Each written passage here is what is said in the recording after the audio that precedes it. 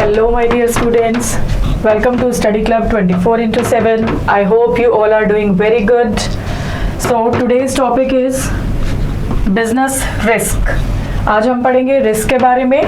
We were at chapter number 1 of class 11 business studies.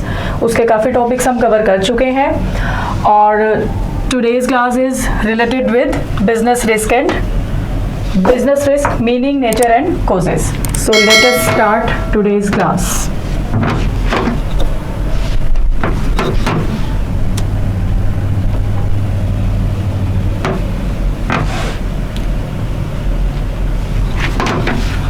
तो आज का टॉपिक है बिजनेस रिस्क. एक कॉमन सा वर्ड है जो यूजुअली हम अपनी लाइफ में भी यूज़ करते हैं. रिस्क का क्या मीनिंग रहेगा? किसी भी ऐसी चीज़ के होने की पॉसिबिलिटी जो आपके फेवर में ना जाए. तो यहाँ हम किस कंटेक्स्ट में बात करेंगे? अपने बिजनेस के रिलेशन में. तो what is business risk? It refers to the possibility of losses और inadequate profits due to unexpected unfavorable events. अब होगा क्या आपके बिजनेस में? या तो एक्सपेक्टेशन रहेगी लॉस की, या फिर आप उतना प्रॉफिट ना अर्न कर पाओ जितने की आपने एक्सपेक्टेशन की. कि मैंने प्रॉफिट का टारगेट रखा 30% प्रॉफिट मिनिमम मुझे चाहिए मार्जिन बेसिस पर, but if I am earning 10% 15%, तो ये क्या था? किसी भी टाइप का रिस्क, कोई भी एक ऐसा फैक्टर वहाँ था जिसकी वजह से आप अपना डिजायर्ड प्रॉफिट अर्न नहीं कर पाए. तो या तो कोई भी ऐसा इवेंट, कोई भी ऐसी चीज, कोई भी ऐसी occurrence of event which will result in loss or inadequate profits. ऐसा प्रॉफिट जो आपके लिए सफिशिएंट नहीं था, मीन्स आपके एक्सपेंसेस को भी कवर नहीं कर पाया सपोज करो, तो वो होगा क्या? प्रॉफिट तो अर्न किया. सपोज एक एग्जांपल लेते हैं. आपकी कॉस्ट किसी प्रोडक्ट को बनाने में आई 10 रुपीज, आपने उसे सेल किया 12 रुपीज में. आपको कॉस्ट आई थी 10 रुपीज, आपने इसे सेल कर दिया 10 रुपीज में, तो 2 रुपीज आपका हो गया प्रॉफिट का मार्जिन बस. बट ये 2 रुपीज प्रॉफिट आपके लिए सफिशिएंट नहीं है, बिकॉज इस प्रोडक्ट की कॉस्ट के साथ साथ आपने कुछ और भी एक्सपेंसेस इनकर किए, तो ये प्रॉफिट अब आपका हो गया इनसफिशिएंट. तो क्या है? प्रॉफिट तो आपने अर्न किया बट वो सफिशिएंट नहीं था आपके एक्सपेंसेस को कवर करने में. तो कोई भी ऐसी एक्टिविटी जिसके वजह से आपके बिजनेस में या तो आपको लॉस हो जाए या फिर आप सफिशिएंट प्रॉफिट्स को अर्न ना कर पाओ. और ये इवेंट ऑब्वियसली कैसा रहेगा? किसी भी टाइप का अनएक्सपेक्टेड. एग्जांपल दे रखा है डिक्रीज इन डिमांड, कि आपने कोई प्रोडक्ट मैन्युफैक्चर किया, एक अच्छे लेवल पर आपने बहुत सारे गुड्स प्रोड्यूस कर दिए, बट अब हुआ क्या? इवेंचुअली उस पर्टिकुलर प्रोडक्ट की डिमांड हो गई कम. तो क्या हुआ था? ये एक रिस्क. एग्जांपल लेते हैं कोविड का. जैसे कोविड आया तो बहुत सी कंपनीज ने अपने प्रोडक्ट्स मैन्युफैक्चर करके रख दिए, बट एक्सपेक्टेड जितनी सेल्स थी वो नहीं हो पाई. आपकी सेल्स में बहुत बड़ा डिक्लाइन आ गया, तो जिसकी वजह से क्या हुआ? आप सफिशिएंट प्रॉफिट्स को अर्न नहीं कर पाए, या फिर बहुत सी ऐसी फर्म्स भी थी जिन लोगों ने लॉसेस भी फेस किए. तो एक एग्जांपल में आप ये इंक्लूड कर सकते हो decrease in demand of a product. अब ये डिमांड किस वजह से हुई? Due to change in fashion. जैसे मैंने कोविड का एग्जांपल लिया, आप फैशन का भी ले सकते हैं कि कभी फीमेल्स के केस में लॉन्ग ड्रेसेस का फैशन आ गया, कभी शॉर्ट का आ गया, तो आपका जो भी फैशन में है वो वाला प्रोडक्ट तो बहुत अच्छी सेल्स आप कर सकते हैं उस प्रोडक्ट की, बट जिस प्रोडक्ट की डिमांड नहीं है या आउट ऑफ फैशन है, उन प्रोडक्ट्स को आप सेल नहीं कर पाएंगे. तो आई होप मीनिंग आपको क्लियर है. रिस्क क्या होगा? किसी भी ऐसे इवेंट का होना जिसकी वजह से आपने क्या फेस कर लिए? लॉसेस. अब आपका जो ये बिजनेस रिस्क है ये कितने टाइप का है? बिजनेस जो रिस्क है, अब पढ़ेंगे इसके टाइप्स. बिजनेस हमारा पर्टिकुलरली रहेगा 2 टाइप्स का. First is speculative, second is pure. Speculative risk and pure risk. Speculative risk क्या होगा? It involves both possibility of gain as well as loss. Means ऐसी कोई भी एक्टिविटी जिससे या तो आप प्रॉफिट अर्न कर सकते हैं या फिर आपको लॉस भी फेस करने को मिल सकता है. उस पर्टिकुलर एक्टिविटी को आप बोलेंगे प्रॉफिट्स, उस पर्टिकुलर एक्टिविटी को आप बोलेंगे speculative risk. For example change in market condition. या फिर एक और एग्जांपल लेते हैं कि आपने जहां अपनी शॉप ओपन की उसी के कंपटीशन में सेम प्रोडक्ट की एक और शॉप ओपन हो गई. अब होगा क्या? कहीं ना कहीं आपकी सेल्स इफेक्ट होगी. या फिर ये भी हो सकता है कि उस शॉपकीपर का जो प्रोडक्ट है वो आपके कस्टमर्स को ना पसंद आए और अल्टीमेटली आपका जो सेल है वो और ज़्यादा इंक्रीज हो जाए। दोनों पॉसिबिलिटीज़ है कि या तो आपका कोई कंपेटिटर आया, उसकी वजह से आपकी सेल्स हो गई डाउन, या फिर वो कंपेटिटर आया तो क्या हुआ, आपके प्रोडक्ट और उसके प्रोडक्ट का हो गया कंपैरिजन, आपका प्रोडक्ट निकला अच्छा तो आपके प्रोडक्ट की सेल हो गई इंक्रीज। तो ऐसे केस में अब क्या हुआ, कंपटीशन की वजह से हो सकता है आपको प्रॉफिट भी हो जाए, ये भी हो सकता है कि आप लॉसेस फेस करो। तो ये किस टाइप का रिस्क है, increase in competition, this is speculative risk. Next हमारा है प्योर रिस्क। प्योर रिस्क में क्या रहेगा, इट इन्वॉल्व्स लॉसेज और नो लॉस, मीन्स प्रॉफिट का कोई सीन ही नहीं है इसमें, या तो आपको लॉस फेस करने को मिलेगा या फिर आप बिल्कुल भी लॉस को फेस नहीं करेंगे। एग्जांपल ले सकते हैं इसका, लॉस बाय फायर। फायर की वजह से आपने लॉस तो फेस किया, बट अगर वो फायर ना होती तो क्या हमें प्रॉफिट मिलता? नहीं, आंसर इज नो। ऐसा नहीं होगा कि अगर फैक्ट्री में आग नहीं लगी तो हमें बहुत प्रॉफिट था, उस टाइम हम किस सिचुएशन पर रहते हैं, नो लॉस वाली सिचुएशन पे। तो फायर अगर होती है तो लॉस हो गया, नहीं होगी तो लॉस नहीं होगा। इट मीन्स इस वाले रिस्क में प्रॉफिट का कोई भी केस नहीं है। तो loss by fire, loss by theft, cash embezzlement by any employ, ऐसे एग्जांपल आप ले सकते हैं। कैश एम्बेजलमेंट मींस जैसे कुछ भी कैश का डिस्टर्बेंस हो गया आपके बिजनेस में, किसी और पर्सन ने किया, आपके किसी एम्प्लॉय ने किया, तो ये कैसा रिस्क है अब कि ऐसा रिस्क था जो नहीं होता तो आप प्रॉफिट अर्न नहीं करते, तब आपकी सिचुएशन में लेते नो लॉस की। बट अगर ये सिचुएशन आ जाती है तो डेफिनेटली आप कुछ लॉस फेस करेंगे। तो ये हो गए हमारे दो टाइप के रिस्क। नेक्स्ट हमारा है topic nature of business risk. Nature of business risk, अब 4 टाइप्स में मैंने इसको कर दिया डिवाइड कि 4 नेचर है इस रिस्क के। रिस्क्स आर अनसर्टेन, रिस्क हमेशा हमारा अनसर्टेन रहेगा, कंफर्म तो नहीं है कि रिस्क होगा ही होगा, हो भी सकता है और मे बी आप बिल्कुल फ्री ऑफ रिस्क में काम कर रहे हो, बट ऐसा रहता है कि हर बिजनेस में थोड़ा बहुत रिस्क का फैक्टर आपको देखने को मिलेगा। सेकंड क्या है, एसेंशियल पार्ट ऑफ बिजनेस, वही जो मैंने अभी बोला कि कोई भी बिजनेस आप ऐसा नहीं देखेंगे जहां बिल्कुल भी रिस्क ना हो। रिस्क का लेवल कुछ अलग हो सकता है, रिस्क का नेचर कुछ अलग हो सकता है, बट हर बिजनेस में कहीं ना कहीं थोड़ा बहुत रिस्क रहेगा।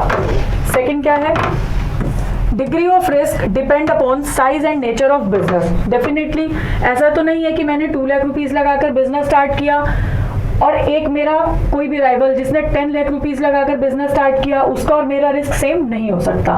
In terms of capital, if I talk about capital, I invested 2 lakh rupees, तो डेफिनेटली मैं 2 लाख के रिस्क पे रहूंगी, बट ऐसा कोई भी पर्सन जो उससे ज्यादा अमाउंट इन्वेस्ट कर रहा है तो उसका पूरे का पूरा जो कैपिटल है वो रिस्क पर ही है। मीन्स किसी ने अगर 10 लाख रुपीज इन्वेस्ट किया तो वो कितना मैक्सिमम लॉस इमेजिन करेगा कि हाँ इससे ज़्यादा लॉस मैं नहीं फेस कर पाऊंगा, भाई पूरा बिजनेस भी डूब गया तो 10 लाख से ज़्यादा तो आपको लॉस नहीं होने वाला, बट मेरे बिजनेस की वर्थ ही अगर 2 लाख है तो मैं उससे ज़्यादा लॉस फेस नहीं कर सकती।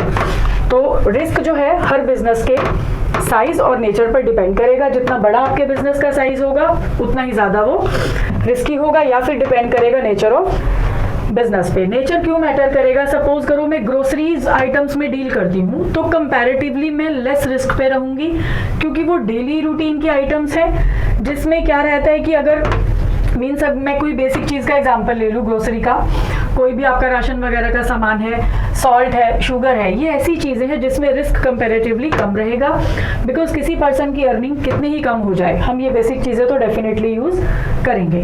बट मैं बोलूँ कि मैं फैशन इंडस्ट्री में अगर इन्वॉल्व हूँ, मेरा कपड़ों से रिलेटेड कुछ बिजनेस है, तो उसमें कंपैरेटिवली ग्रोसरी स्टोर की जो आइटम्स है कंपैरेटिवली फैशन इंडस्ट्री में ज़्यादा रहेगा रिस्क। नेक्स्ट आपका है profit is reward of bearing risk. Means हम ये बोल सकते हैं no risk is equal to no profit. आप बिजनेस में जितना रिस्क उठाते जाएंगे आप उतना ही प्रॉफिट ज़्यादा अर्न करते जाएंगे। मीन्स आपने रिस्क लिया, कोई भी रिस्की ट्रांजैक्शन में आप इन्वॉल्व हुए और अगर वो रिजल्ट पॉजिटिव दे गई तो होगा क्या, आप डेफिनेटली एक बहुत अच्छा प्रॉफिट एंजॉय कर पाएंगे। तो रिस्क लेने के बदले में आपको मिलेगा क्या, एक बहुत आप कह सकते हैं एक अच्छे लेवल वाला प्रॉफिट।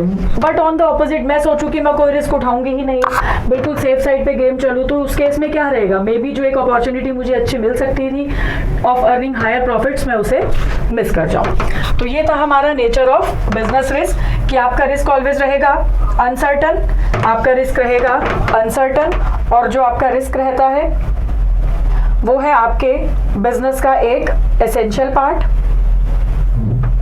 हमारे बिजनेस का है एसेंशियल पार्ट। आपके रिस्क का लेवल बिल्कुल रिलेट करेगा आपके बिजनेस के साइज या नेचर से, डिपेंड करेगा नेचर ऑफ प्रोडक्ट या फिर size of your business. Last हमारा था कि रिस्क लेने के बदले में आपको मिलेगा क्या, प्रॉफिट। रिवॉर्ड क्या है आपका, profit.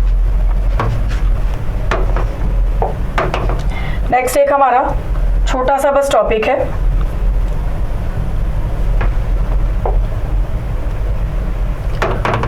Causes of business risk. Causes of business risk, कि ये जो आप रिस्क फेस करते हैं ये किन रीजंस की वजह से जनरेट होता है।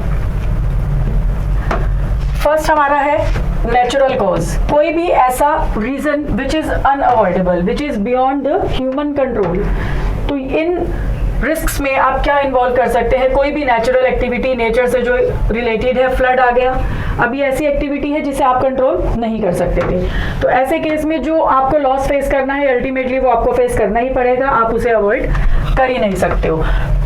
तो फ्लड आ गया, या सपोज करो इसमें हम एग्जांपल ले सकते हैं, लाइटनिंग जैसे आ गया, फ्लड हो गया, या फिर सूखा वगैरह पड़ जाना जिसकी वजह से कई लोगों के बिजनेस इफेक्ट हो जाते हैं। तो जो भी नेचुरल कॉजेज है जो नेचर से रिलेटेड है, मींस भगवान की तरफ से ही जो लॉस आपको फेस करने को मिल जाए, तो उन्हें आप कंट्रोल भी नहीं कर पाएंगे, तो अल्टीमेटली वो आपको फेस करने ही पड़ेंगे।